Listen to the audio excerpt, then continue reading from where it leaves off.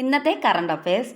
മഹാരാഷ്ട്രയിലെ ആദ്യത്തെ വനിതാ ഉപമുഖ്യമന്ത്രിയായി 2026 ഫെബ്രുവരിയിൽ സത്യപ്രതിജ്ഞ ചെയ്തത് സുനേത്ര പവാർ.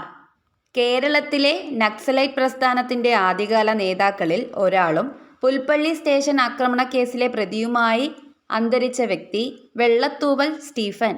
ഇന്ത്യയിൽ ആദ്യമായി പൊതുബജറ്റിനോടൊപ്പം മുതിർന്ന പൗരന്മാർക്കായി പ്രത്യേക വയോജന ബജറ്റ് അവതരിപ്പിച്ച സംസ്ഥാനം കേരളം.